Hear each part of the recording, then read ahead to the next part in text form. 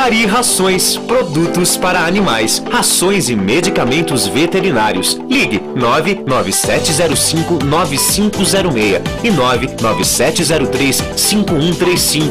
Duas lojas para bem atender você. Em Avaré, na Avenida Major Rangel, 1188 e Largo do Mercado Municipal, box 42.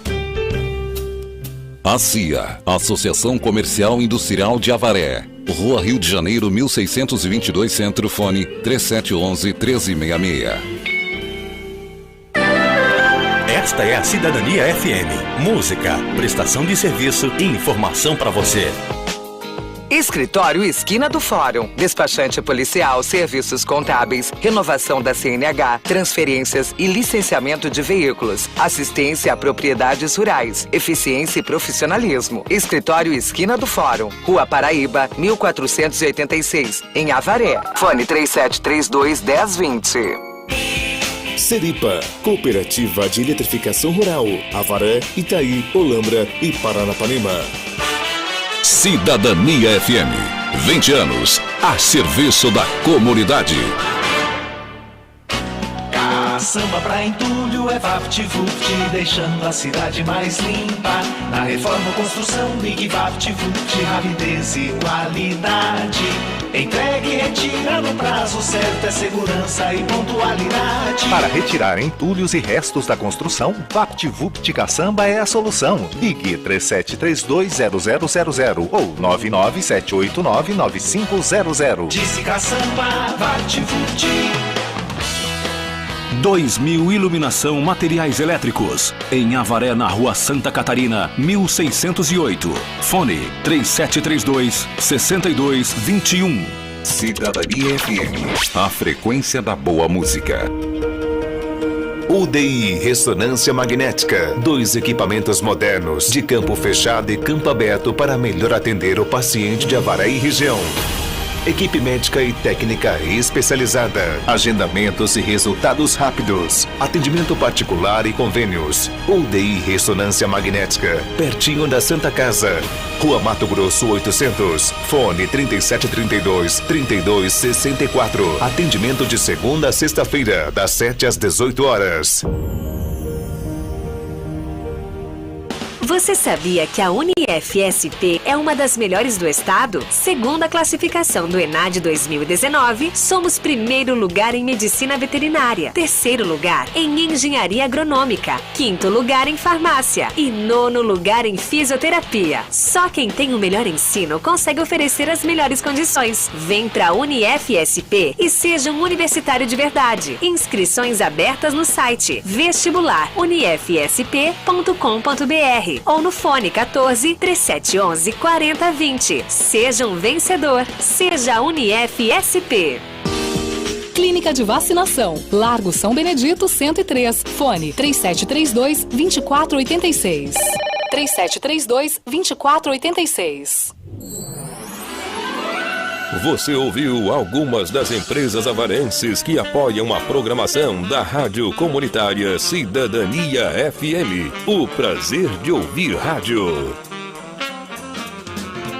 Quer transformar seu celular num potente rádio? É fácil! Basta instalar o aplicativo Radiosnet em seu smartphone ou tablet. Você vai ouvir nossa emissora e outras milhares do Brasil e do mundo. O Radiosnet é de graça e está disponível para Android e iOS no site radiosnet.com.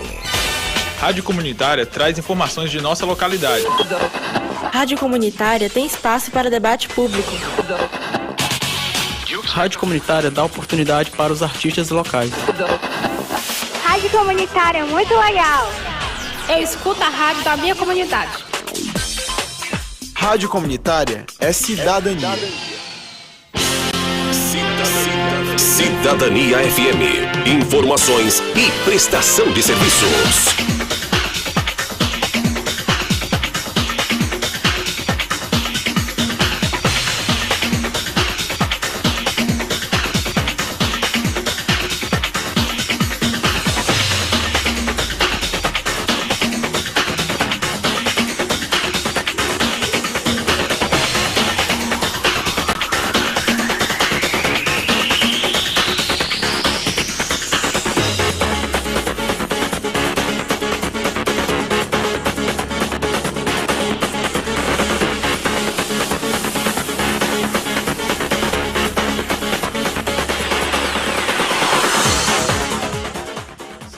10h05, estamos aqui na Cidadania, no nosso programa, todo sábado, 10 horas da manhã, programa Ponto de Vista. Realmente é um ponto de vista, não só nosso, meu, Ernesto Albuquerque, nem aqui do Silvano, mas do entrevistado, né? Tudo bem, Silvano? Bom dia, Ernesto, bom dia, ouvintes e internautas da Cidadania, e bom dia ao nosso convidado, professora Celso Melo, né, que nos orgulha com a sua presença para discutirmos hoje sobre educação municipal, sobre os projetos do Ministério da Educação também, e também discutirmos e falarmos sobre preconceito, né?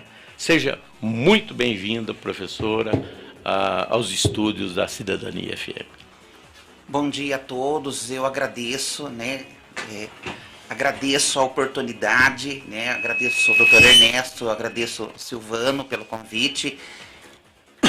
Desculpa, prontamente aceitei, porque discutir educação em épocas de obscurantismo, né?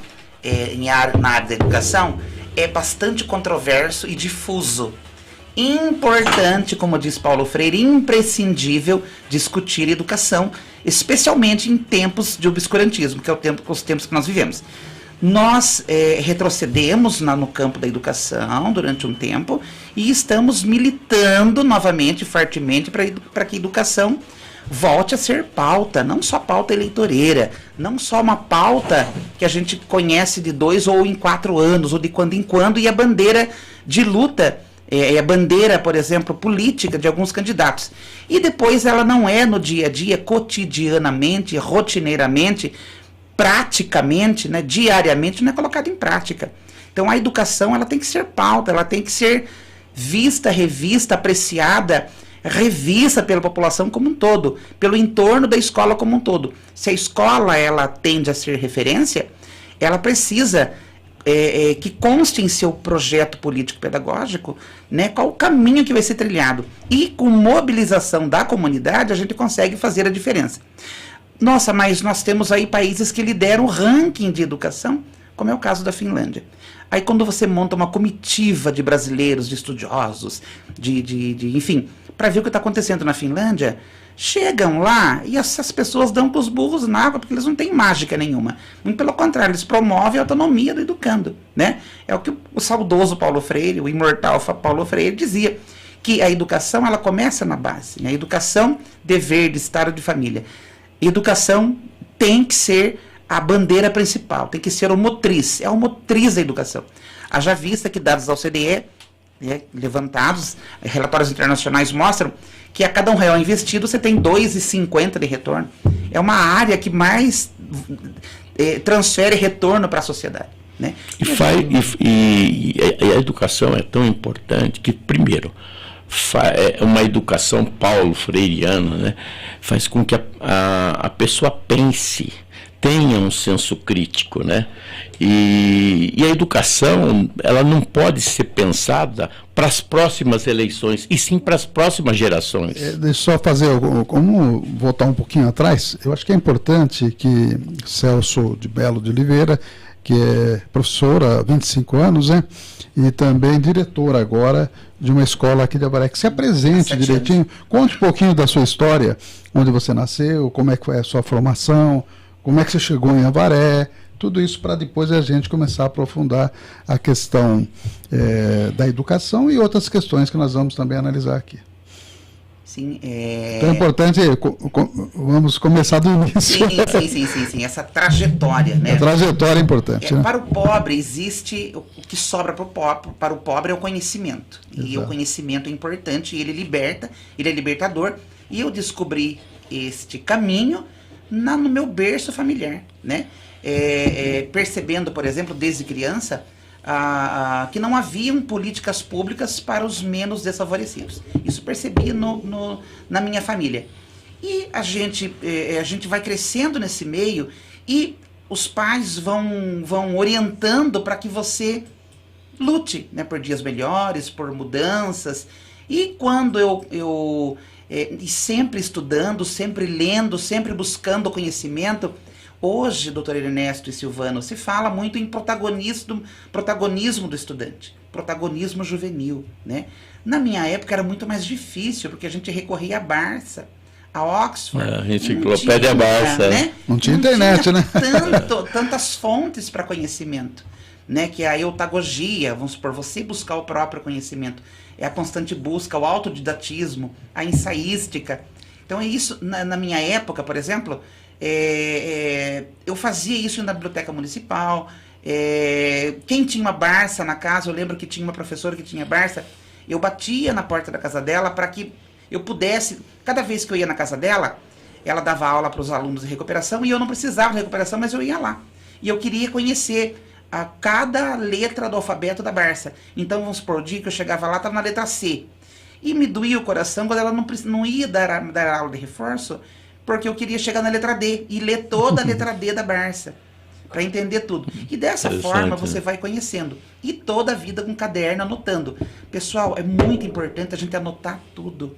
É o roteiro que você tem, é um relatório que você faz, é o seu diário de bordo. Isso é imprescindível. Sem dúvida. Ando com a sua biografia, né? Tudo isso aconteceu em Itapeva, é isso? Itapeva, então, cidade onde eu nasci. Tá lá em Itapeva, você ficou até quanto tempo lá em Itapeva? Na verdade, assim, quando eu nasci num lugar chamado Vila da Raia, Itapeva, um lugar paupérrimo, praticamente eu nasci num lugar de estábulos, e a minha mãe me ofereceu com 1 mês e meio de idade e tal, uma outra família me adotou, e nessa outra família, a outra família que me adotou com bastante carinho, e também uma família bastante pobre, né? E aprendi desde criança esse gosto, esse prazer pelo conhecimento, a busca através do conhecimento. Essa eutagogia, esse protagonismo da pessoa, essa autonomia já estava em mim, né? É inata do ser humano, né? A constante busca. Hoje nós temos aí uma gama de informações com clique na ponta dos dedos. E a eutagogia não funciona para muitas coisas. Ela pode funcionar, lamentavelmente, para pós-verdades, que são as fake news. E não funciona para a busca do conhecimento em si. É uma reflexão, é uma filosofia, é um exercício que a gente tem que fazer todo momento, né? Buscar mais fontes, buscar mais detalhes daquela notícia, para ver se ela procede. Ver o que está por trás da notícia, isso, né?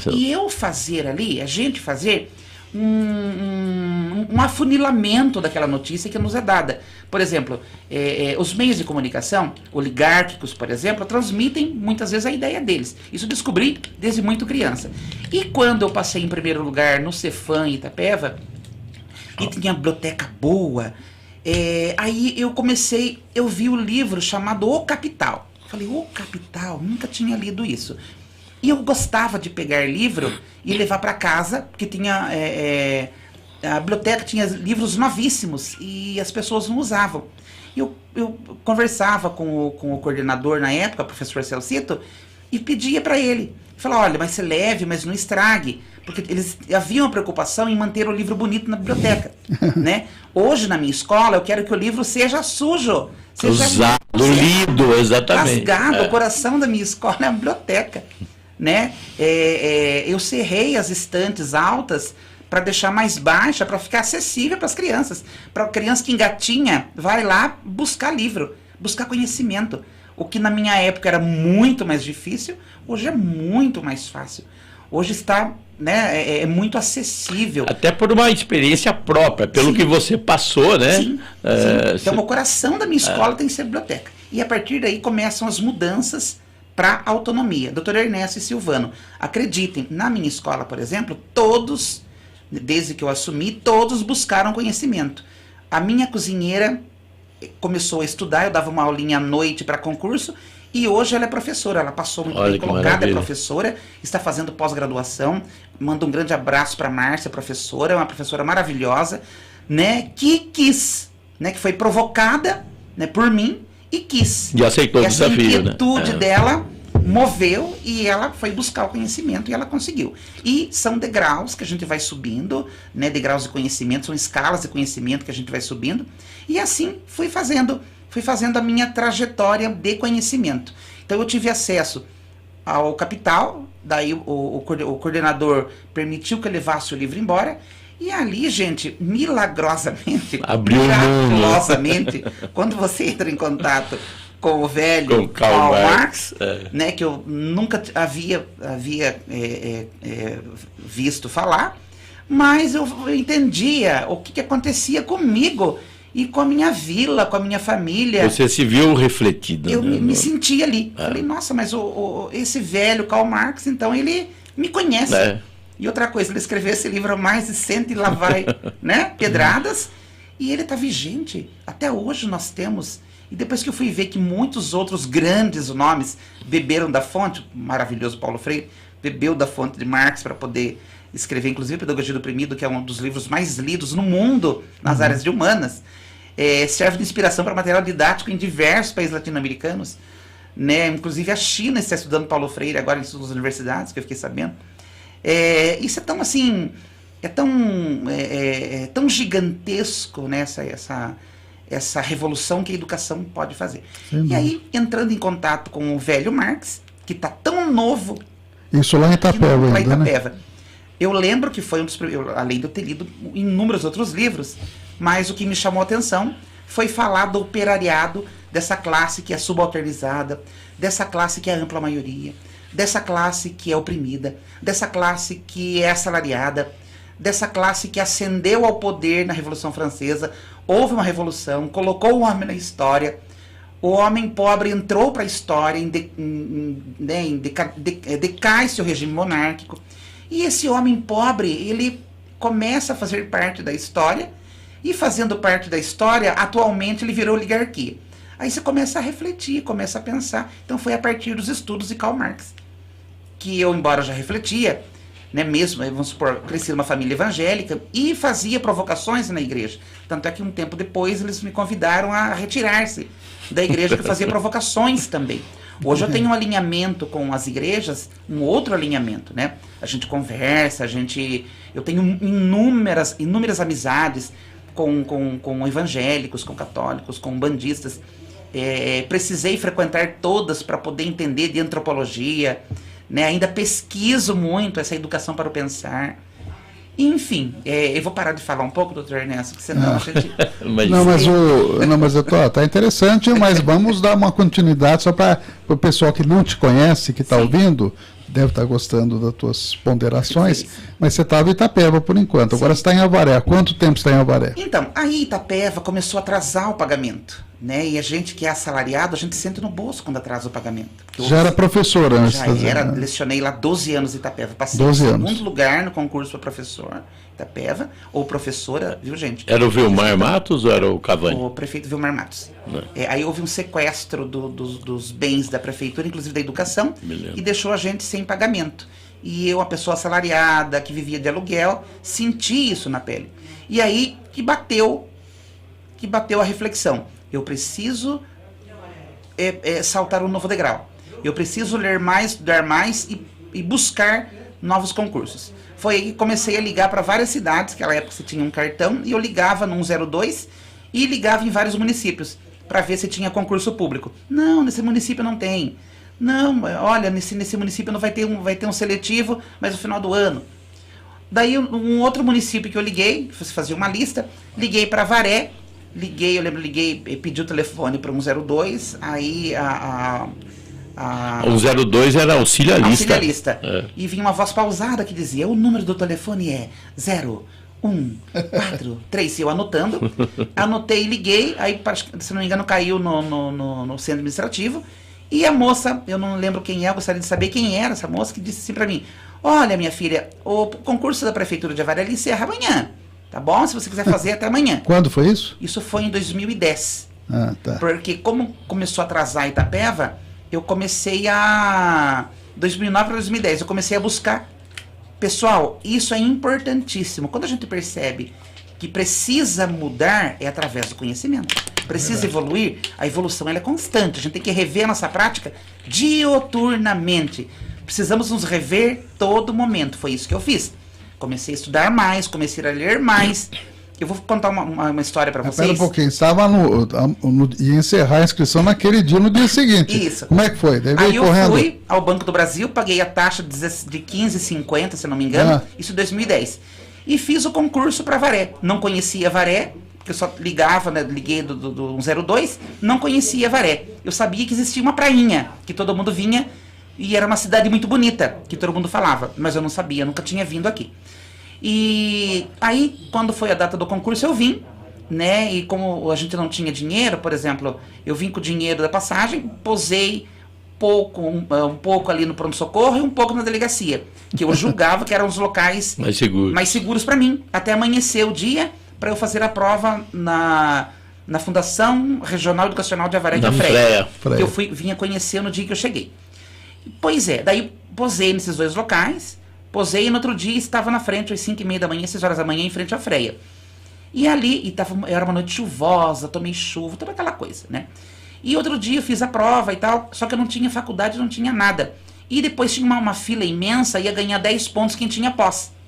E aí começava a bater em mim, assim, uma dúvida. Nossa, mas 10 pontos vai passar muito na minha frente, então eu não vou ter chances nenhuma. E mesmo assim, fiz a prova, coloquei todo o conhecimento, todo o arsenal nuclear de educação, coloquei ali, né? E aí vim saber depois que eu tinha sido o primeiro lugar, né, em Avaré, no 2010, em primeiro lugar, mas eu fiquei lá em 12º porque os profissionais que tinham faculdade e que tinham pós ganhavam pontos na frente. Então o primeiro lugar é meu, né, por honra minha, né, meu primeiro lugar. Novamente, eu conclamo a todos que vençam pelo conhecimento. Ele é mais nobre, ele é mais belo, é mais difícil, mas e ninguém tira, né? Gostoso. Não, ninguém toma. Né? Por exemplo, as riquezas terrenas são tomadas, né? São mais fáceis, né? Elas são tangíveis. Agora, intangível é o conhecimento. Isso já vem lá de Platão, né, gente? Sim. O mundo das ideias, né, nosso aqui, muito bem. Ninguém toma, ninguém tasca, ninguém leva embora. Então, todo momento é importante que a gente revise constantemente a nossa prática. É a praxis lá dos gregos e que Paulo Freire também diz brilhantemente em seus artigos, ensaios e textos. A revisão constante da sua prática. Você assumiu, então, como professora aqui... Daí eu assumi em Avaré. Em 2010, 2011. 1º de fevereiro de 2011, assumi aqui em Avaré. E atualmente você é diretora. E depois fiz o concurso para direção, passei em 4º lugar, mas eu fui posto para 6º lugar porque tinha pessoas com mestrado e doutorado. Então, assumiu qual escola? Carolina Pugliello, no Jardim Paineiras. No Paineiras. Um abraço aí para a comunidade do Paineiras, do Jatobá. Pessoal da linha. E o ouvinte está percebendo que às vezes a gente fala professor para você e às vezes fala professora. Então, isso é importante também que a gente explique para o ouvinte que você tem a condição de transgênero. Sim, eu sou orgulhosamente transgênero, né? Quando eu assumi a direção da Escola Carolina Pugliello, no dia 7 de novembro de 2016, eu chamei o povo, fiz um chamamento, chamei o povo, não para falar das questões de escola, mas para falar de mim, porque eu tive uma experiência muito péssima quando cheguei em Avaré, e numa rádio foi dita por um locutor que eu era homossexual e não poderia assumir a sala de aula, que eu ia praticamente condicionar as crianças também a virem ser homossexuais. Né? E como eu fazia menos de 3 dias que eu tinha assumido, com alegria... Foi uma rádio aqui em Avaré? Foi de Avaré. Eu fiquei muito triste, muito triste. O hino da nossa cidade, lá na sua última estrofe, brilhantemente... Forasteiros encontram Guarida. Vão encontrar Guarida. Eu, naqueles 3 dias, eu encontrei uma situação frustrante de exclusão, de extirpação do homossexual. Eu pensei, se o homossexual é assim, imagina o que é com o negro, com a mulher, com o diferente, né? E aí o que aconteceu? Eu até pensei em voltar para o meu município, para continuar lecionando lá. Mas aí, tem uma professora na Costa Azul que me acolheu, a professora Eunice Marte, quero mandar um grande abraço para ela, que ela falou, não, fica aqui, nós vamos lutar juntos. E quando eu fui, percorremos os trâmites judiciais e tal, a Secretaria de Educação na época me deu Guarida, e aí me deu como eu já, né, por exemplo, no meu município eu não tinha esses transtornos. Acontecia o preconceito velado muitas vezes, explícito outras tantas vezes, mas não tão crônico, absurdo, né? Nas ondas do rádio, né? Um jornalista, inclusive, chegou a falar, olha, precisamos chamar o juiz da vara da infância. Mas que absurdo. Para assistir a aula desse professor, não pode, ele vai as crianças vão querer virar também homossexuais. É bem um discurso do que nós vivemos recentemente nesse país, né? Sim. E naquela época já estava ali o ovo da serpente. O famoso ovo da serpente. Então, a dor, esta dor é da alma, é uma chaga da alma. Ela não vai curar em mim nunca. Todo mundo que passa por esse constrangimento é uma dor que a gente briga diuturnamente para cessar e para transformar, para desconstruir ideias. É o que eu faço desde que eu sou professor. Essa situação aí foi quando você era professor. Quando era professor. Depois assumiu como diretora, aí você fez essa reunião e explicou para todo mundo. Quando, mesmo Costa Azul, lá no Costa Azul, quando aconteceu isso, quando eu chamei as pessoas e conversei com os pais, eles começaram a perceber meu trabalho, que eu ensinava a cantar os hinos oficiais, eu ensinava a criança a pensar, que é a educação para pensar, do Matthew Lipman, para você buscar autonomia, que a sala, por exemplo, ela era uma sala onde todos discutiam os problemas que aconteciam ali na sala, que é o princípio da educação para o pensamento. E os pais foram percebendo esse trabalho de mudança da criança na casa também. A criança se levantava pela manhã e já ia arrumar a cama, que eu falava, olha, vamos ajudar a mamãe e o papai. Olha, papai e mamãe que tá andando de carro sem cinto de segurança, vocês vão levar esse bloquinho e vocês vão multar o papai e a mamãe. E isso daí eu chamava, fazia reunião e contava para os pais. Então os pais quando viram esse trabalho, abraçaram a causa. E eu tenho uma... A comunidade é solidária quando ela vê, né? E aí eu tenho um abaixo-assinado de mais de 1.000 pessoas que se solidarizaram com a minha causa. A partir daí, o começar já é metade de toda ação, provérbio grego, se valeu em mim, porque eu conheci tantas pessoas maravilhosas que depois desse acontecimento, que me fortaleceu. Muito pelo contrário, tanto é que depois a gente conseguiu mobilizar um povo para defenestrar o autor dessas falas homofóbicas. Nós conseguimos defenestrar. Só lembrando, né, Ernesto, do italiano defenestrare, jogar pela janela, foi defenestrando. Porque a população precisa entender que ela é detentora desse poder público. Né? Nós temos essa força. Quando a gente entender que nós temos essa força, a gente consegue moldar o político, fazer com que o político trabalhe para o povo, né? Não a bel prazer. E aí que tá, né? Nessa pauta, você viu que ela venceu vários preconceitos, né? Através do conhecimento. Né? É fundamental isso, e você vai quebrando as barreiras, os paradigmas. Ela é a diretora de escola transgênero, a primeira desse país, né? Então você realmente foi quebrando barreiras, e a vida, né?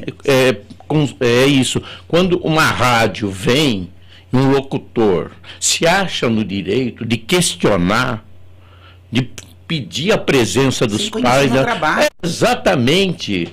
Eu até imagino quem é esse locutor. Não tenho certeza de quem. Olha, uma pessoa sozinha na cidade, não conhecia ninguém. Não conhecia ninguém. Eu cheguei a dormir na rua para fazer concurso aqui. E eu tenho uma trajetória. No mínimo, deveriam conhecer minha trajetória. Né? Minha trajetória histórica. Não quiseram conhecer minha trajetória. Quiseram sensacionalismo, espetacularização do homossexual, né? Tanto é que depois eu percorri Avaré. Agradeço muito a Vila Esperança, agradeço muito o Jardim Paraíso, que era pequenininho na época, não existia o Banvarte. Eu percorri de prancheta na mão esses bairros e contando a minha história, E tomei café na casa de muita gente no Jardim Paraíso. Hoje estou lá, trabalhando na EJA do Jardim Paraíso, mandando um grande abraço aos meus alunos do Jardim Paraíso, da Vila Banvarte, né, que são acolhidos ali no Fausto Rodrigues.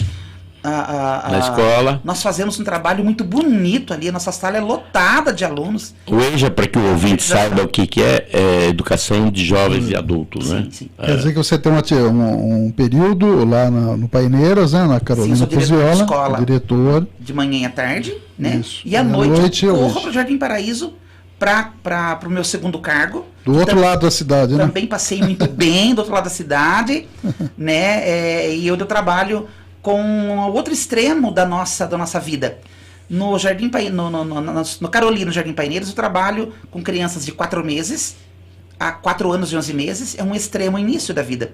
E eu trabalho não com o final, muito pelo contrário, eu trabalho com a parte maravilhosa da vida, que são os alunos, que o meu aluno, eu já tive aluno com quase 90 anos, que é o seu Joaquim, que até hoje ainda vai até a EJA, ele já concluiu, mas ele vai até a EJA porque ele quer fazer faculdade. Olha que maravilha, 90 anos. 89 para 90 anos. Um grande abraço para o seu Joaquim, lá do Jardim Tropical. Hoje eu tenho o seu Adelino, que ele tem 83 anos, que também quer tirar a carta dele e quer concluir os estudos. Um grande abraço. Os sonhos não morrem, né? Não. Jamais. O sonho ele nunca envelhece, pelo contrário. Exatamente. Ele continua florescendo. Agora, doutor Ernesto e Silvano, percebam quanto a educação desse país ela foi segregacionista, o quanto ela excluiu os mais pobres. Temos um sistema público de educação, o sistema público nosso é justamente para isso, é para você sanar as desigualdades extremas. Se tem um extremo que consegue colocar a elite na universidade pública, que é nossa, nós temos outro extremo que tem que ter uma cobertura maior do sistema de educação pública, para que esse extremo social, político, que foi excluído da vida social, praticamente tem acesso, né? Praticamente foi decretada a morte social desse indivíduo, sim, né? Por falta de política pública. Então é nele que tem que investir. E olha, o MEC, gente, pasmem, o MEC foi criado em 30 em Vargas, como Ministério dos Negócios da Educação, né? Para tratar de assuntos da educação. Mas enfim, foi criado o Ministério, não havia. Em todo o nosso país não havia o Ministério da Educação.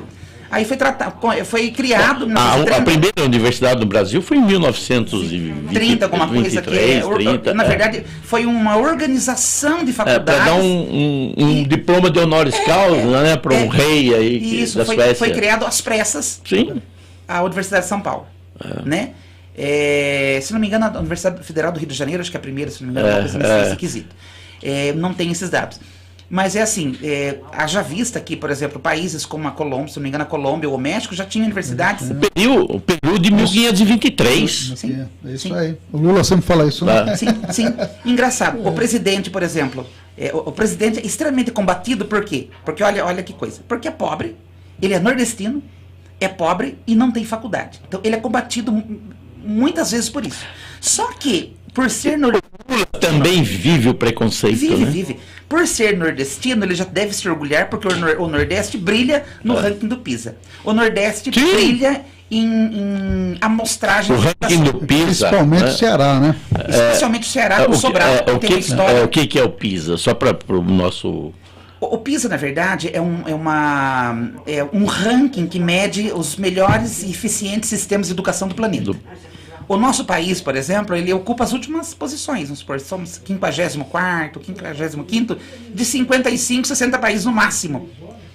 Então, enfim, mas olha, tem investimento? Tem investimento em educação. O que acontece? O que acontece é uma discrepância entre alinhamento de material e formação do professor. Sim. O que Sobral, se tiver um tempo, por favor, doutor Ernesto e Silvano, se um dia eu puder voltar para falar da experiência de Sobral e para falar de algumas experiências de alguns outros municípios menores, eu gostaria de voltar. Será sempre bem recebido. Para a gente discutir educação, para que o povo avareense entenda que se ele mobilizar, ele tem educação de qualidade. Ah, mas ele não tem hoje? Tem educação, uma educação boa, mas ela pode se tornar melhor, alinhando o material pedagógico do professor à sua formação e a valorização condigna do professor. Professor, não é só você pegar, aumentar o salário do professor e acabou. Não é. Isso seria fácil. A gente resolveria com mágica, né? Não é tão difícil, porque nós recebemos em torno de 55 milhões ano do Fundeb de Avaré. O Fundeb recebe do governo federal para a remuneração condigna segundo a 1413, né? Ela foi sancionada, promulgada em 2020, pelo Congresso. Agora o Fundeb nosso ele é permanente, né? Ele não precisa mais passar por o crivo de outros deputados, de outros congressos, né? Ele é permanente, essa é uma conquista nossa, a conquista da sociedade civil como um todo. E aí, além do Fundeb, que dá garantias de remuneração condigna, posso remunerar bem meu professor, eu tenho a lei do piso criada lá no governo Lula, a 11.703, se não me engano, né? Foi criada em 2008, que constitucionalmente atribui ao professor uma remuneração. Nenhum outro cargo nesse país tem um cargo, tem uma remuneração prevista em lei, prevista na Carta Magna, no topo do nosso ordenamento jurídico, como a lei do piso. E ela é respeitada, mesmo sendo Constituição? Não. O Rio Grande do Sul, por exemplo, não respeita. É preciso força de lei. Algumas outras especialidades, as pessoas têm que entrar na justiça, individualmente ou coletiva, para que essa garantia de lei seja cumprida, né?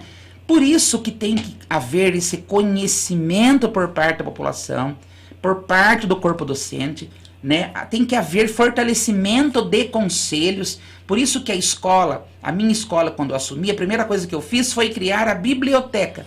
Foi deixar a biblioteca num espaço pequeno para um espaço maior, para que os alunos tenham acesso àquela biblioteca, para estar pedindo para o governo municipal e comprando mais acervos para a escola, além da gente produzir o nosso material, que também é deixado na biblioteca, porque nós somos produtores de cultura, né? Sim. Assim como a gente, na sala de aula, quando a gente faz o livrinho da vida, a gente está produzindo cultura, a gente está produzindo o nosso livro, né? Então, ou seja, mas são crianças de 4, sim. A gente começa a pensar desde que está no ventre, desde que há a cópula entre os dois, o espermatozoide com o óvulo, a gente, informação cerebral, isso a neurociência diz, a gente já começa a ter exercício de pensamento. Então, por que a gente deixar para pensar só quando for fazer filosofia, né? E estudar só os clássicos? Não, a criança também. A criança, sinceramente, eu estou falando aqui para vocês com experiência de mais de 30 anos trabalhando com criança, essa educação para o pensar é transformar a criança, que já é um pequeno filósofo. A criança, ela é mais curiosa do que nós. Ela é mais investigativa do que nós. Sem dúvida. Ela busca mais que nós.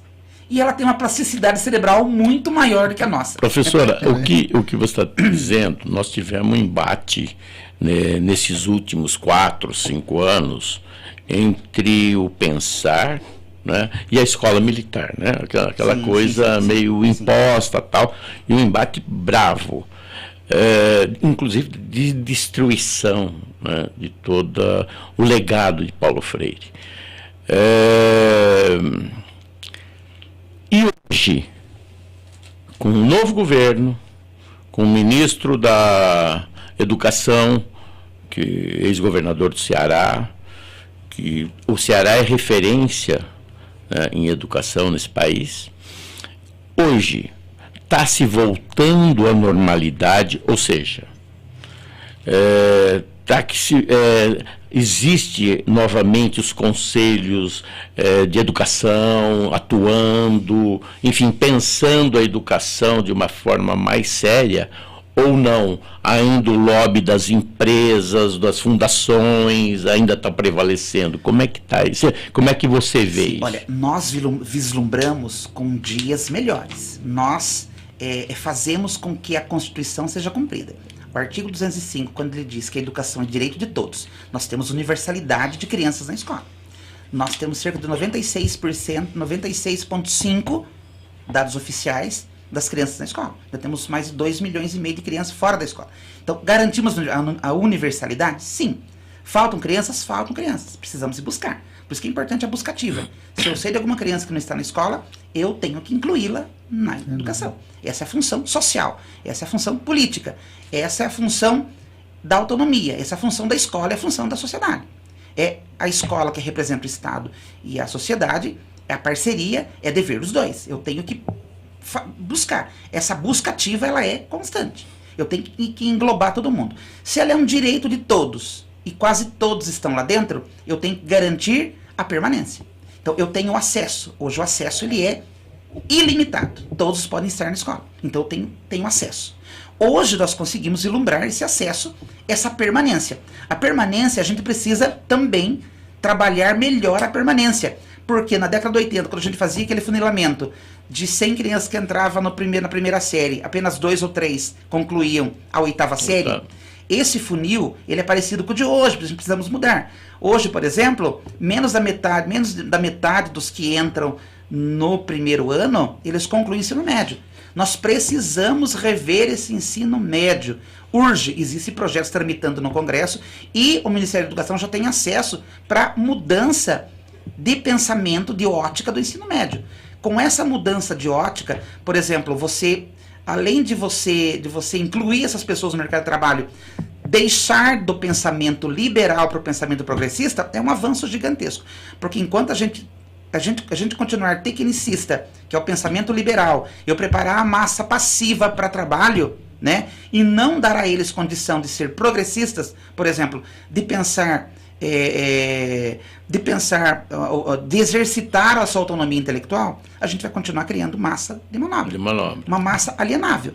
Então, tem uma situação aqui em Avaré, não é só exclusiva de Avaré, mas que teve uma certa repercussão recentemente na Câmara, inclusive, que é a questão das ADIs.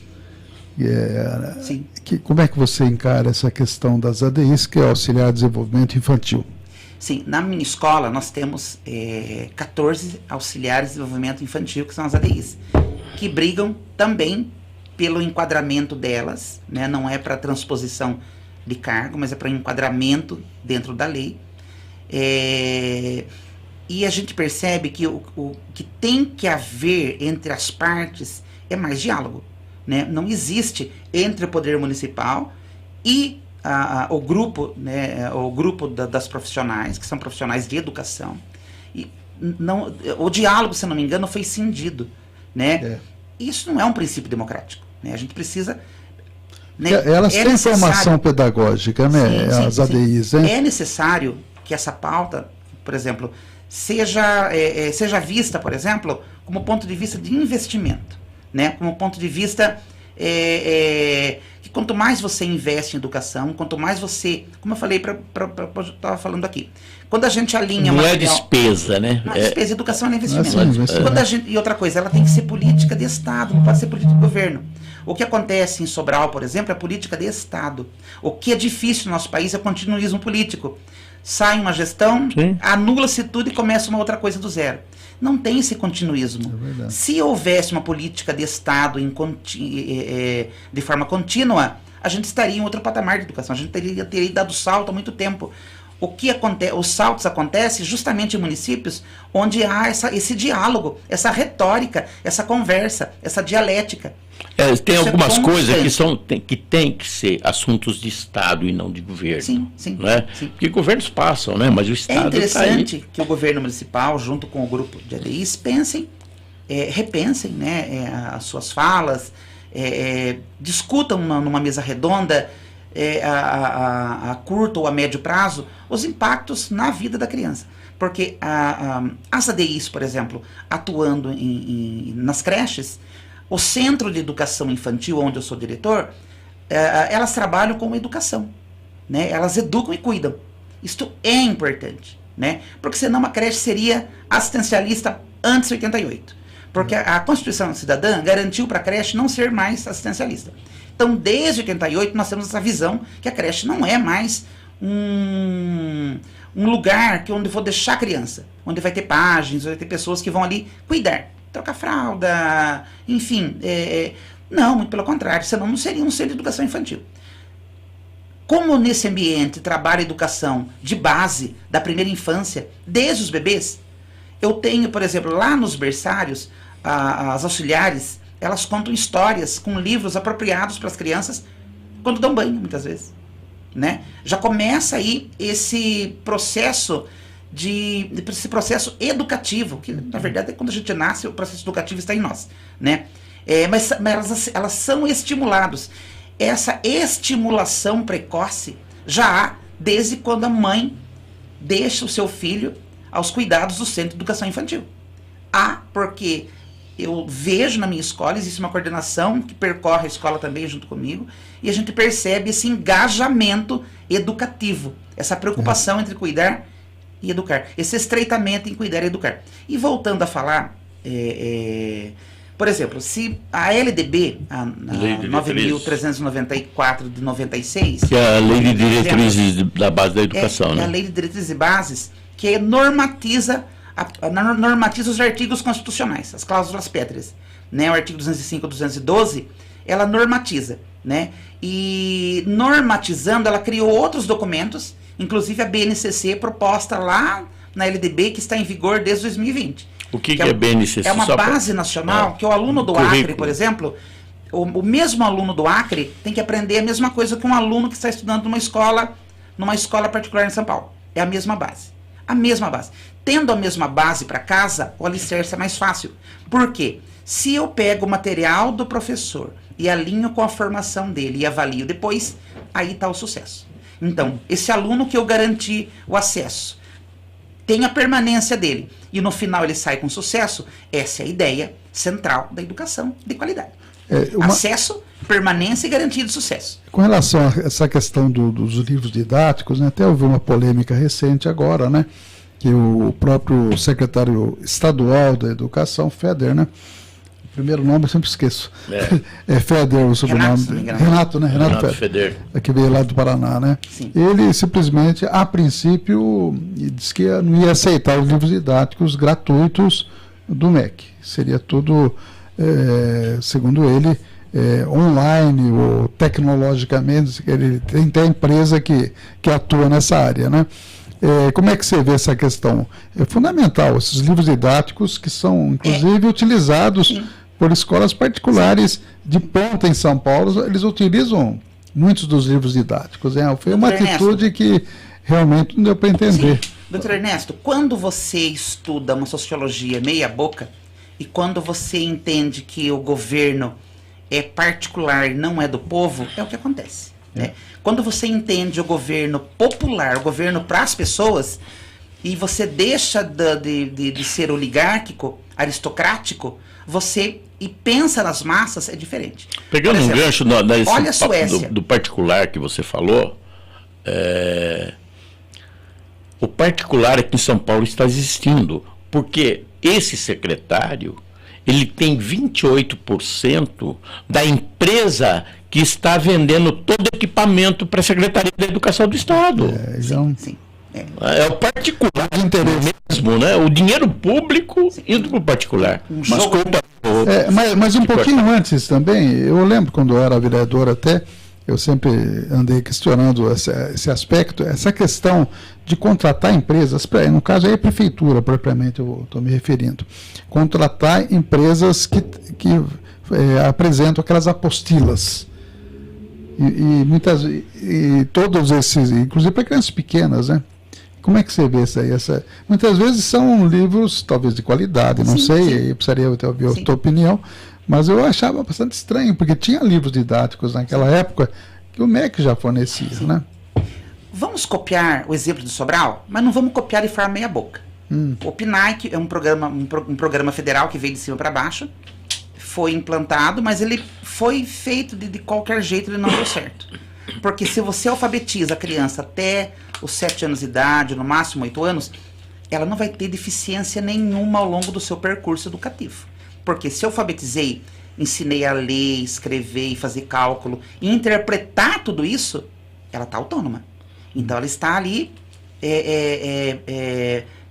como a gente tem garantia o pleno desenvolvimento da sua integralidade e cidadania, a alfabetização na idade certa é imprescindível. Porque senão nós vamos ter crianças, adolescentes do ensino médio com problemas de alfabetização, né? Então tem que corrigir. Vamos copiar Sobral nesse momento, né? Vamos copiar o que deu certo lá. Por que deu certo Sobral? Uma cidade pobre, de médio porte, né? Por que deu certo? Deu certo porque houve diálogo, houve retórica, houve muita conversa com a população, mobilização social e com os professores. Com o tempo a gente percebe que Sobral foi investindo na meritocracia. Mas no começo, não, no começo foi trabalho árduo de todos. Quando todos abraçaram a causa da educação, começou a funcionar devagar de uma escola. Há exemplos de municípios que uma escola foi usada como piloto, deu certo, a outra copiou, deu certo. Tem casos, por exemplo, Pedra Branca no Ceará, aconteceu assim. Foi de uma escola que foi piloto, a outra gostou e começou a copiar, os pais já queriam colocar a criança só naquela outra escola, dada escola, e houve uma mobilização. A gente tem que entender que o povo, ele é detentor. Ele é parte integrante, exatamente. O poder, ele emana do populis, né, do povo, né? Essa mobilização, ela volta com toda a força agora no governo do presidente Lula, a gente percebe, haja vista, por exemplo, a autonomia dos conselhos. E na minha escola, por exemplo, eu fortaleci os meus conselhos, os meus colegiados. Quando você fortalece um colegiado, você dialoga com toda a comunidade local e a comunidade escolar. E aí não tem como dar insucesso. Porque, como diz Maquiavel no seu livro Príncipe, você já tem a virtude, né, que é você a vontade de fazer. Você vai ter a fortuna, que é o quê? Contar com a mobilização para seguir adiante. E quando você, por exemplo, você conversa constantemente com a sua equipe e constantemente com o povo, se vocês passarem na escola pela manhã, muitas vezes eu estou em pé lá na frente. Estou em pé na frente da escola. Eu recebo todo mundo, eu não sou um diretor de sala. Eu recebo os pais na frente da escola. E é constantemente pais que passam, que já tiveram alunos lá, buzina, eu dou tchau e converso. Crianças que já estudaram voltam lá para abraçar a gente. Isso é muito bonito, essa devolutiva, ela é importante. Porque esse mostra retorno, né, que a população dá. Como o Althusser falava, que a escola é um aparelho ideológico do Estado. E é um aparelho ideológico de uma classe pequena. Quando você tem o pobre lá dentro, o pobre quer fazer a diferença, ele derruba essa ideia de aparelho ideológico. Porque não é que você vai implantar uma outra ideologia, né? Quando a gente estuda ideologia como com Marx, estuda de ideologia com Bobbio, enfim, você entende que é um ideário, um conjunto de ideias importantes, 6 ou 7 que você põe em prática e que deu certo em Sobral. Por que não pode dar certo em Avaré, que é muito mais rica? O que ela falou, que é muito importante, e aí a gente valoriza o conhecimento, né? Que o príncipe é de Maquiavel, né? O Pequeno Príncipe não, né? Como disse lá no Supremo, um da advogada, né? É do francês Saint-Exupéry, né? Ele escreveu uma de suas... São devaneios que ele teve ele era um aviador, né, e escritor. E um belo dia praticamente ele morreu, né, também. Não se achou o corpo de Saint-Exupéry até hoje. Mas a sua brilhante obra, O Pequeno Príncipe, né, que trata de uma história do encantamento. Agora existe uma distância, né? São os opostos, né? O Pequeno Príncipe e o Príncipe. Que na verdade teve um advogado lá ontem que o Supremo, né? Um príncipe com outro. Não se confunde. O cara não sabia, acho que nunca leu nenhum. Maquiavel é um florentino, nascido em Florença. Maquiavel, ele escreveu isso no seu exílio pro rei, para um dos reis, uns principados em Roma, mostrando para ele como que dá para governar, né? Havendo aí a fortuna e havendo a fortuna e a virtude, né? Ou seja, como ele se mantém no poder. Se os tempos não correm bem, a fortuna não é legal. Então ele corre risco mesmo tendo grande virtude, é igual no Brasil, por exemplo. Quando o Collor ele é defenestrado pelo impeachment, ele foi eleito com bastante fortuna. Porque a gente estava saindo, ele foi eleito com bastante virtude, porque ele falava bem. Só que não governou com fortuna, né? Ou seja, começou a se mostrar aqueles indícios de corrupção que depois foi confirmado, e o povo manifestou-se. Então o nosso povo, ele manifesta-se. Haja vista, Dr. Ernesto Silvano. Pasme, na década de 30, no governo Vargas, nós tínhamos 60% de analfabetos. E o povo mobilizava naquela época. Então, analfabetismo não significa...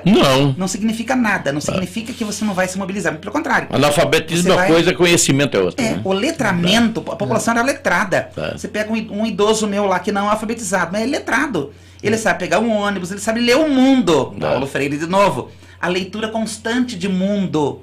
Essa leitura de mundo que eu faço é o letramento, o letraci.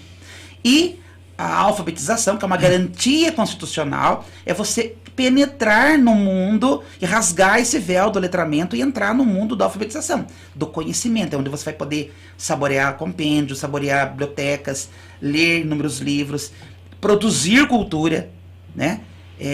Entender esse direito inalienável, subjetivo seu, que é da educação. Um outro aspecto também que ficou um pouco em evidência em termos de Brasil recentemente é a questão da violência nas escolas, né? Quer dizer, houve vários fatos aí E também, muitas vezes, a questão do relacionamento do professor com a família do aluno, né? Volta e meia a gente escuta coisas aí que a mãe ou o pai vai brigar com o professor, porque, sei lá, principalmente eu acredito no ensino médio isso, né? Sim. E talvez, não sei se no jovens e adultos, educação de jovens e adultos, aconteça isso. Eu até acredito que não, aconteça mais. Acho que o grande problema é nesse aspecto da violência e também do, digamos, de certo confronto entre família e professor, é mais no ensino médio, acredito eu, né? Sim, é isso mesmo? sim. Não? Os dados de violência na escola, eles, por exemplo, assim, inclusive quem invade são alunos egressos e algumas vezes alunos do ensino médio, por exemplo, né? Esses casos que nós tivemos de violência no Brasil, nesses últimos anos, foram mais de 13, 14 casos, se não me engano, são de alunos egressos. São alunos muitas vezes que têm algumas das vezes perturbação mental e outras vezes sofreram um certo tipo de preconceito na escola e outras vezes por ideologias. Que quando você, por exemplo, começa a acirrar no povo, acirrar e incitar a violência e dizer que o crime compensa... O uso de armas, né? O uso de armas. Você mitiga direitos, acaba mitigando direitos, você acaba vilipendiando a democracia e o cidadão, ao escutar o seu líder e não fazer esse filtro, ele começa a achar que o líder realmente ele é tudo aquilo mesmo e eu posso o que eu posso, né? Porque o líder dá garantia. Depois, quando o líder ele é ouvido pela PF e ele diz que não tem nada a ver com isso, né? E cada um siga o seu rumo, a casa vai caindo, né? Como o caso agora do Cid, né? Do coronel, tenente-coronel, né? Que vai fazer, com certeza já fez uma delação, né? Contra o ex-presidente, mostrando lá aquelas evidências, as joias e tal. Enfim, politicamente, socialmente, a gente precisa da lisura, né? O combate à corrupção parte também do povo. O povo é que coloca essas pessoas lá em cima no poder. Quando você está no poder e o seu sangue muda de cor, você não presta para a política, né? Não pode. Eu não posso chegar lá e mudar o meu tom, porque eu represento um povo, né? Nós tivemos governos, eu andei estudando os prefeitos de Avaré. Nós tivemos governos aqui que foram muito populares. Foram governos, por exemplo, que dedicaram a sua vida ao povo. Foram governos que foram atrás do INCRA. Foram governos que foram buscar a luz para todos. Foram governos que chamaram o povo mais pobre, o grupo de catadores. Isso sim foi o governo do Wagner Bruno. Eu estava lendo o senhor Wagner Bruno, que foi prefeito de Avaré. Eu não sou daqui. Eu estava estudando e vendo quem mais se destacou nessa área de proteção aos vulneráveis, né? De correção dessas desigualdades. O nosso país, gente, segundo relatórios internacionais, 1% da população, ele detém cerca de 60% das riquezas nacionais. O PIB, mas o PIB cresceu, caiu, o PIB não é para pobre. O agro não é tão pop assim. O agro invade, o agro desmata, o agro compra máquinas milionárias e emprega uma pessoa só. Não dá emprego. E consome crédito nesse país. Herbicida, pesticida e tudo. Além de consumir boa parte do nosso crédito, mais de 45% do crédito ele consome. Então, tem que existir. A homossexualidade, por exemplo, é necessário maior engajamento, porque se eu tenho engajamento, eu vou cobrar do prefeito uma secretaria, ou um núcleo dos diferentes. Se eu tenho um núcleo de diferentes na cidade, dos homossexuais, do coletivo negro, eu obrigo, né, a prefeitura, eu obrigo a Câmara a criar uma política pública. Eu tenho lá, quando forem debater, quando tiver audiência pública para debater as leis de diretrizes orçamentárias, eu posso ir lá fazer frente e querer política pública voltada para esse povo que sofre a exclusão todo momento. Porque uma trans chegar no mercado de trabalho é difícil. Uma trans, por exemplo, para conseguir emprego é difícil. Olha a Avaré. Além da violência contra esses eu não tenho orgulho em dizer que sou a primeira trans diretora de escola, ainda mais de creche. Eu não tenho esse orgulho, porque eu queria mais. Porque as trans que a gente tem nesse país estão dirigindo ensino médio, maioria ensino médio. Ou seja, onde o povo acha que não vai dar problema. Agora, eu dirigir há 7 anos com êxito e chamar a população, uma escola municipal de uma cidade do interior, né, oligárquica, é muito mais difícil. Conservadora, né? Haja vista que a vida de uma trans no Brasil é 35 anos. Um homossexual é morto a cada 34 horas no país. O país, doutor Ernesto Silvano, nosso país, o Brasil, ele lidera pelo 14º ano o ranking de morte de transexuais. Absurdo. Nós temos... A Arábia Saudita perde. Temos no Congresso Nacional 2 trans atualmente, aí, né? Pelo que eu sei, Érica Hilton, né? Sim, sim. E a Duda Salabert, né? Sim, professora de portuguesa. Uma do PSOL, outra do PDT, sim, né? Sim, sim. Como é que você vê a atuação justamente delas, no sentido assim de chamar a atenção para esse problema? Olha, quando eu vou dar um exemplo meu da escola, que quando a gente recebeu uma pedrada lá na escola, nessa época de política e tal, e tinha umas pessoas que estavam acampadas perto da minha escola. E aí eu cheguei na escola e em seguida recebi uma pedrada muito forte na porta, quase me atingiu, mas atingiu a porta. E aí o que eu fiz? Eu conversei com os pais, conversei com todos e conversei com a minha comunidade, né, o que havia acontecido, que nós tínhamos mais de 100 crianças no refeitório, almoçando, e essa pedra poderia atingir uma dessas crianças, e muito perigoso. E aí eu continuei todo dia na frente da escola, cumprimentando os pais. Aí uma mãe me disse, sabiamente, olha, diretor, enquanto você estiver em pé aí, só o fato de você estar em pé, você já acaba marcando sua posição e quebrando um monte de preconceito. Essa fala dela eu vou levar para o resto da vida. Né? Agradeço a Tereza, a mãe do Arthurzinho, agradeço muito ela por essa fala. Uma fala muito simples e sábia, viu, mãe? Muito simples e sábia, que faz com que a gente continue lutando por dias melhores. Então o fato de eu estar em pé ali gera um marcador importante social. Então isso eu fico feliz. E tendo essas duas expressões no Congresso Nacional, que ele é nada representativo, nós temos uma população que é de 52% de mulher. E o número de mulheres não chega a 20% no Congresso. Nós temos uma população majoritariamente urbana, e o Congresso, a maioria é ruralista, né? Nós temos uma população, muitas vezes, a maioria é católica, mas a bancada é evangélica. Então, são coisas para a gente pensar. Ninguém está aqui para falar contra esse ou aquele, mas é o exercício do pensamento. Nossa, o que eu estou fazendo? Quem que eu estou elegendo? O que eu quero para o meu país? O que eu quero para o meu filho? Será que eu quero continuar? Eu quero continuar estagnado, ou eu quero que o meu filho, por exemplo, tenha uma escola boa, daqui 10, 15... De qualidade, que ele faça ele pensar. Que faça ele exercitar o pensamento. Né? O Abel de Souza, que é o nosso amigo, ouvinte, há uma ideia generalizada que a educação não está conseguindo o seu objetivo. Os alunos não respeitam os professores, etc. Pergunta: o que você acha sobre esse pessimismo que circula na cidade?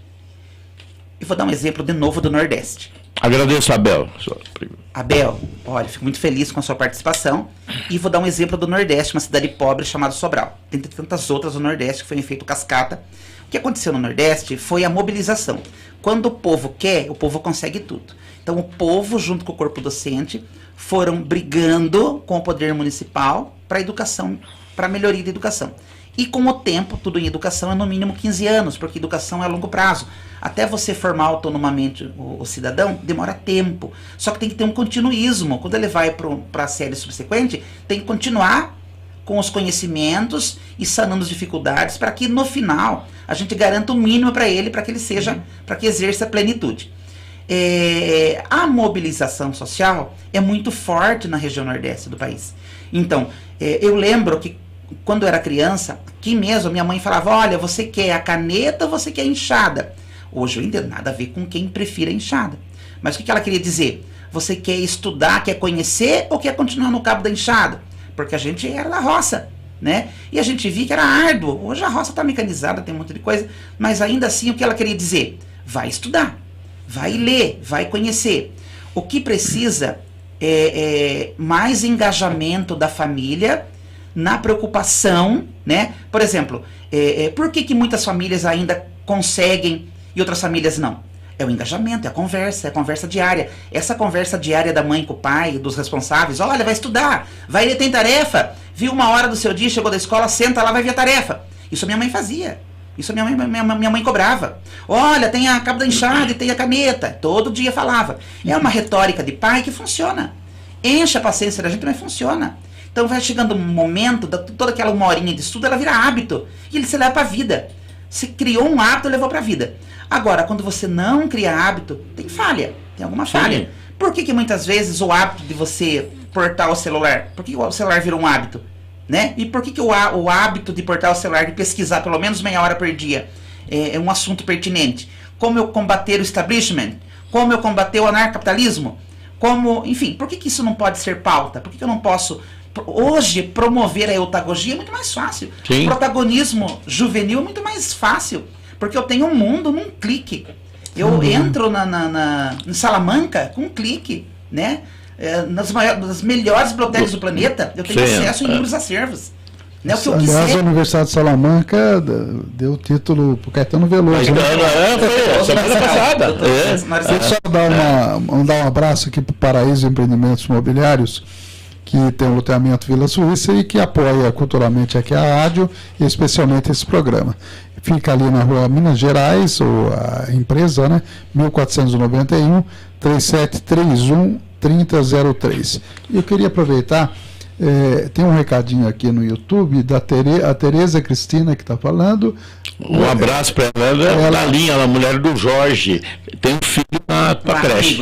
Então ela está falando assim, ó, Tereza Cristina aqui, orgulho demais de você, Celso, Carolina Puziello, tem uma pessoa especial como você. Então ela está elogiando bastante. Fico muito feliz. Um abraço, Cristina. A Toninha de Ângeles também está dando parabéns aí pela explanação pro Celso.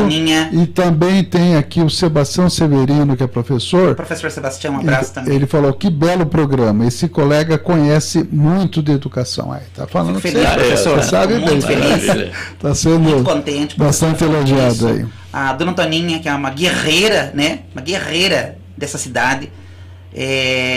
A Tereza, que é a mãe do Tui, nosso, do Arthur, é uma mãe guerreira, maravilhosa. Manda um grande abraço para ela, é uma parceira nossa. Ela sabe da nossa luta diária ali na escola. E ela está junto na nossa comissão lá da linha, que estamos desenvolvendo um trabalho. É uma mãe muito dedicada. Eu tenho orgulho dessa mãe. Então realmente está tendo aí uma boa repercussão a entrevista. Fico muito feliz, fico muito contente. E é interessante, realmente, os aspectos aí que você tem abordado, né? Mais alguma coisa aí, Silvano? Eu posso só atrapalhar um pouquinho? Claro. Sabe como que a gente resolve educação também? É o ponto de vista municipal. É com ICMS. Quando você atrela parte do ICMS estadual, ele é discricionário, o governador faz o que ele quer.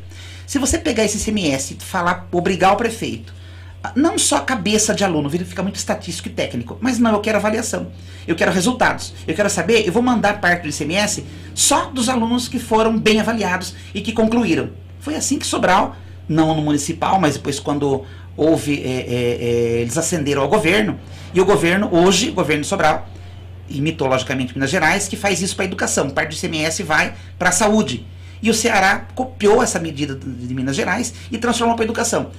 Ou seja, o município receberá uma verba e até maior, conforme os alunos avaliados e que foram, que tiveram aí sucesso no processo de alfabetização na idade certa. Então, quando você reverte o ICMS para isso, obriga o prefeito a chamar os seus responsáveis e falar, vamos lá, gente. Agora a gente quer avaliação. A gente quer que esses alunos saiam do segundo ano ou do terceiro ano alfabetizados. E a gente quer resultado. Sim. Porque nós vamos ter exames oficiais nacionais que vão validar isso. Foi isso também que ajudou Sobral e agora ajuda o estado todo. O estado do Ceará, ele desponta inclusive mundo afora. Lá também eu vi muita continuidade de governo. Né?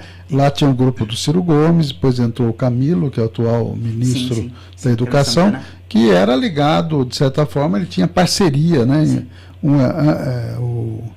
A família do Ciro é mais ligada ao PDT, Camilo mais ao PT, mas na hora da eleição eles... Inclusive o PSDB, o Tasso, também fazia parte desse grupo, né?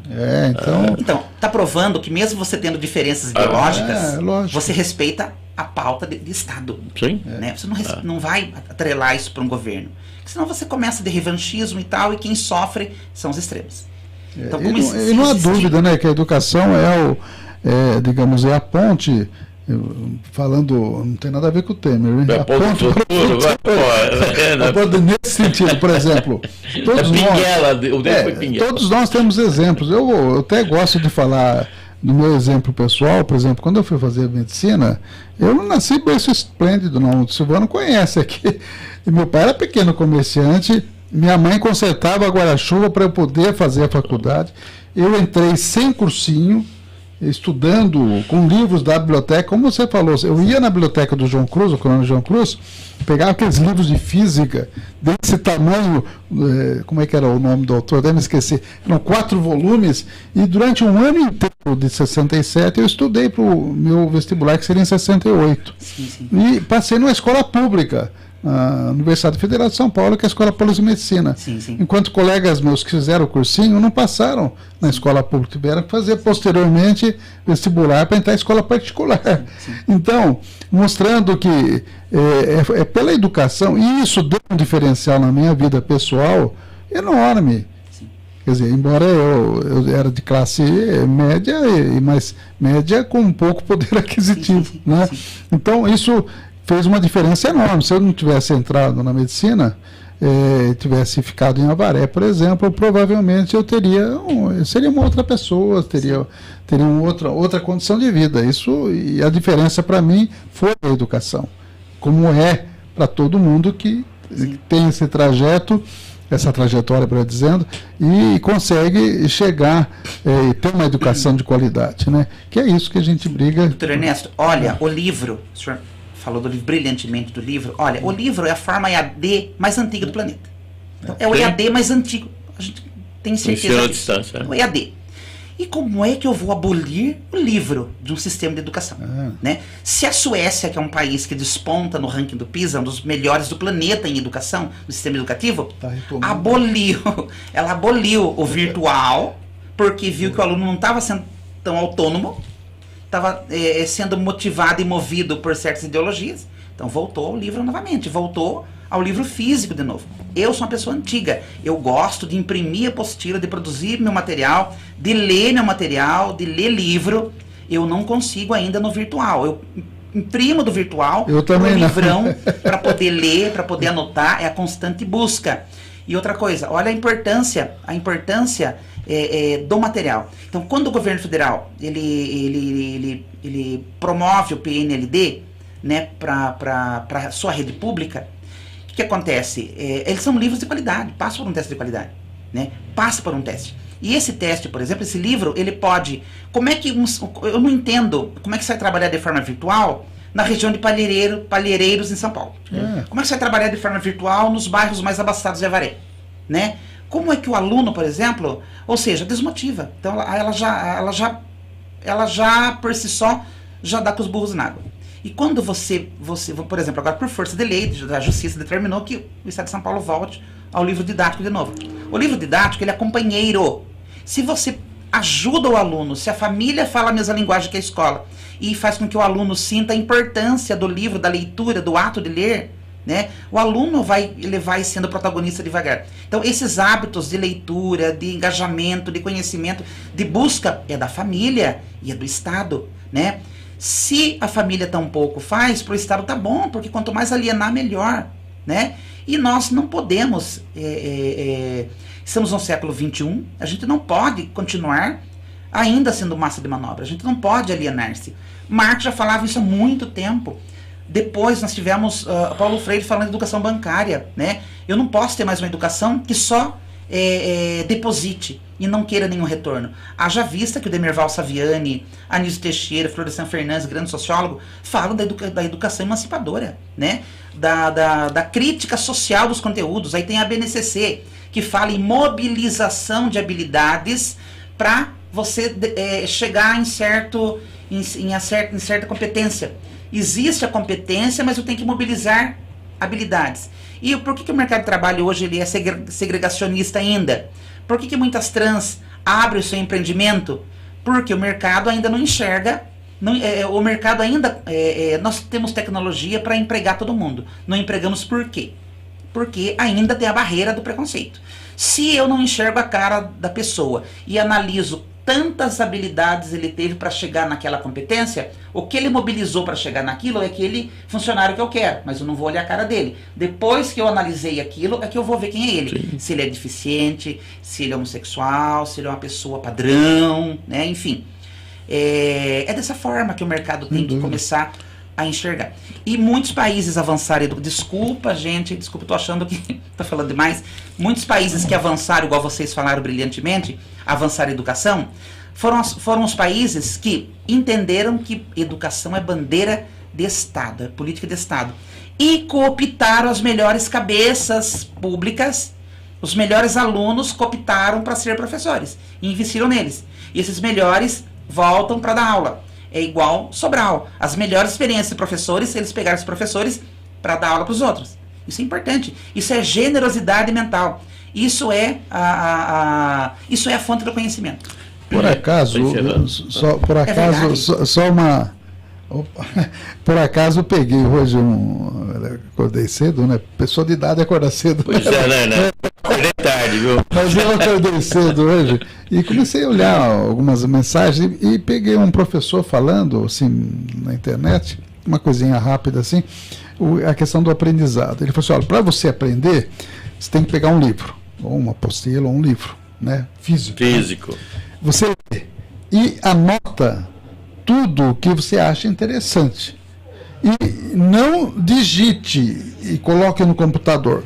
Escreva no papel, porque assim entra na sua HD, que é a sua cabeça. Nos dois lados do cérebro. E quando você for fazer um concurso tal, você leva o seu cérebro, não leva o computador. Exatamente. Eu achei interessante. Você acaba mobilizando os dois lados do cérebro. Exatamente. Então, eu sempre, intuitivamente, eu sempre fiz assim, né? E eu prefiro, eu gosto do livro riscado, que você escreve no livro. Eu ganhei um Kindle da minha filha recentemente, né?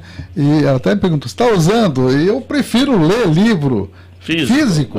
Estou lendo livro, né? Até tem um cheiro livro físico. Eu prefiro ainda ler o livro físico e eventualmente quando é coisa de medicina anotar tal, mas quando é coisa para digamos conhecimento, como é o livro que eu estou lendo, que tem nada a ver com a medicina, eu não preciso anotar naturalmente, mas quando é matéria assim da minha área profissional, eu costumo realmente anotar para fixar mais, e é assim que deve ser feito, né? Pelo menos na minha visão. Agora, colocar só a parte sem um livro físico, sem uma apostila, e só com internet, né? Com computador, realmente eu acho que não é o caminho. Também deve ser utilizado, lógico, mas não é o caminho único, né?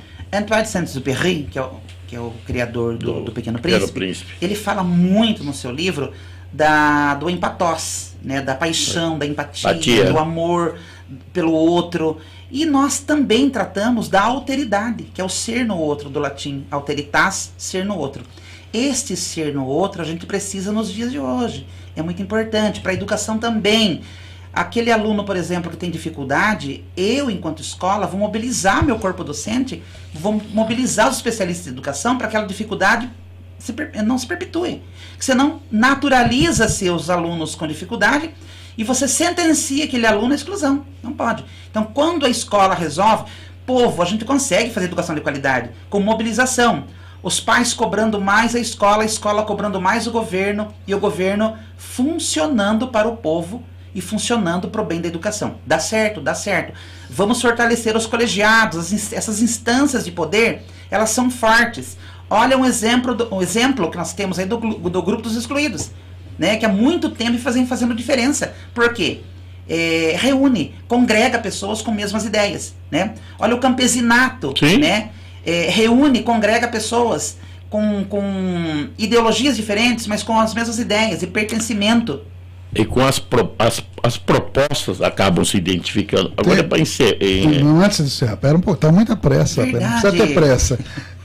Tem mais participação aqui. O Sebastião Severino Neto novamente falou o seguinte: generosidade mental, gostei desse conceito para incentivar novos professores e professoras. A generosidade mental. E a Tereza está participando com mais dois textinhos aqui. Com relação, ela fala, e sim, como sei, e nós temos orgulho de você e tal, e elogia mais uma vez o Celso, né? E depois diz o seguinte: precisamos que os livros e as apostilas voltem para os nossos alunos e que o Estado venha ter um novo método de ensino, principalmente do ensino médio, que hoje acabam deixando os alunos sem opções. Essa é a opinião da Tereza. Sim, vou dar um dado para vocês. Eu lembro que quando dava aula em Itapeva, tinha uma EJA que eu fazia estágio. E aí, durante a semana, esses alunos foram embora só com o caderno. E foram embora tristes. Aí quando chegou o kit na outra semana, todo mundo foi feliz, porque eles saíram com o livro no braço. Ou seja, olha a importância, essa importância do livro... Essa pequena atitude já demonstra. Ainda tem até hoje. O que a gente precisa é continuar movimentando, incentivar isso, incentivando a ideia que é essa ideia de qualidade de educação que a gente consegue fazer. Municípios mais pobres. Pedra Branca, no Ceará, é um exemplo de município pobre que conseguiu com força social. Agora, não é que eu esteja encerrando, não, mas estamos indo finalizando o nosso bate-papo, que aliás está uma delícia, viu? Fico muito feliz. E a participação, isso é muito bacana. Fico muito contente. Celso, um dos objetivos de desenvolvimento sustentável, que é o ODS da ONU, né, que são vários objetivos na Agenda 30. Na Agenda 30, né? Tem aqui coisas importantes, né? Erradicação da pobreza, né? Eu acho que todo o governo sério está atrás disso. Fome zero e agricultura familiar e sustentável. Na educação, assegurar a educação inclusiva, equitativa, que é para todo mundo, e de qualidade. E promover oportunidades de aprendizagem ao longo da vida para todos, né? Então, são desafios que estão postos aí, né? Que a gente precisa começar realmente a discutir para que esses objetivos sejam atingidos até 2030. Eles têm que estar no chão da escola. Sim. Eles têm que estar na rua, esses objetivos. Eles têm que ser postos em prática pelo governo, pela população. É só assim que a gente garante que o texto constitucional vá atingir quem deve atingir, que é a plenitude do povo, que é a ampla maioria, que são as pessoas desguarnecidas e pobres, que é o nosso país, né?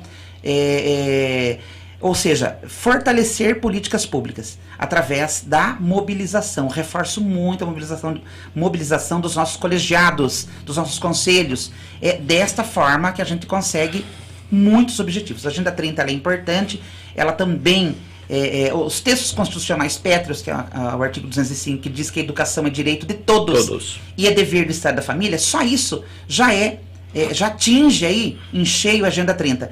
Nós temos o Plano Nacional de Educação, que tem vigência de 10 anos, já começou em 2014 e termina em 2024. Ele também tem metas que foram retrocedidas e avançamos muito pouco nesses últimos 4 anos no Plano Nacional de Educação, que praticamente faz uma cópia aí de metas e desafios e princípios da Agenda 30 da ONU. Então a gente começa a vislumbrar agora, começa a enxergar dias melhores para a educação. Nós temos aqui, olha, se a gente for fazer um comparativo rápido aqui, o nosso país ele é um dos piores no ranking do PISA, mas se você pega as escolas técnicas federais, ela fica no ranking do PISA em 4º lugar em leitura. Opa, coisa, né? Então a gente sabe fazer, Lógico. A gente só... Por quê? Por que o Instituto Federal ele dá certo? Porque ele é uma política de Estado. Ele retrocedeu nos últimos 4 anos com corte de verbas, mas ele é uma política de Estado. O povo foi pra rua exercer, né, o seu direito de luta. O que aconteceu hoje continua despontando novamente. Um abraço para os IFES desse país todo. Nós temos orgulho de ter um aqui, né? Isso, 36 no estado. E eles oferecem educação pública, né, com qualidade. Né? Tem a garantia do seu acesso, permanência e sucesso. Um grande abraço para o Instituto Federal de Avaré, que é para a gente aqui um oásis nessa cidade, uma referência, né? mesmo. Uma referência, mostra que a educação dá certo, né? Tem jeito. Tem mais uma participação aqui, a Maria de Fátima, dizendo que foi uma conversa bastante didática, muito bom de se ouvir. Parabéns, professora. Disse a Maria de Fátima. Maria de Fátima, parabéns, muito obrigado. Fico muito feliz. O Sebastião está ativo aqui, o Sebastião está mandando mais 2 mensagens, dizendo que, ouvindo você, né, o que é uma professora que tem paixão e compromisso pelo que faz. E agradeço ao Celso e comunidade do Paraíso, que depois de 1 ano de pronta foi inaugurada a creche com o nome do professor Hélio, graças à mobilização daquela comunidade. Sim. Então tá feito o registro aí. Abraço ao Jardim Paraíso, abraço lá ao Jardim Tropical, ao Jardim Banvard. Maria Emília Banvard. Já são 11 horas e 25 minutos. 13 é o jornal que eu faço segunda a sexta. Pois é, né? Mas deixa eu mandar um abraço pro pessoal da Paraíso de Empreendimentos Imobiliária, que apoia culturalmente a Rádio Cidadania, o loteamento Vila Suíça, que é uma beleza, conforto, qualidade, acesso controlado, etc. Né? A imobiliária fica na rua Minas Gerais 1491, 3731 3003. Estamos chegando ao final da nossa agradável conversa, realmente foi bastante produtiva. E, Silvano, fique à vontade aí. Primeiro, eu gostaria muito de agradecer a tua presença, foi um programa muito gostoso, né? Realmente aonde a pessoa coloca o seu ponto de vista, né? E aqui a intenção é essa, extremamente democrática. Conseguimos trazer, eu acho, para os nossos ouvintes e internautas, né, uma nova visão, né? Quebrando preconceitos, né? E dando espaço para essa inteligência, para essa pessoa, e que as portas da cidadania e do programa Ponto de Vista estão abertas sempre para você. Muito obrigado. Muito feliz, e como diz o provérbio grego, tudo que a gente vai fazer na vida, começar já é a metade de toda ação. É esse provérbio que eu levo para a vida. Aprendi lá no ignócio do meu pai, né? Vamos supor, a ignorância, vamos supor, do grego mesmo, o não, e o gnós, não ter conhecimento. Ele não tinha esse conhecimento, mas ele era sábio no que ele falava, meu pai com a minha mãe. Simples. Então é muito importante essa educação de base de casa, né? Fico muito feliz. Então começar já é metade de toda a ação. E vamos lá, gente. Ok, muito obrigado a sua presença aqui, Celso Melo de Oliveira, né? Que é diretora lá da Carolina Puziello e também atua no Eixo. Então, então a gente agradece a presença da professora aqui e a gente já convida para o próximo programa, para sábado que vem, às 10 horas, um novo convidado ou convidada estará aqui presente, dando o seu ponto de vista. Não é, Silvano? Obrigado ao Silvano também. Obrigado, ouvintes, e foi um programa muito gostoso. Então tá bom, um abraço a todo mundo, fique com a cidadania, com a programação, que continua. Até amanhã.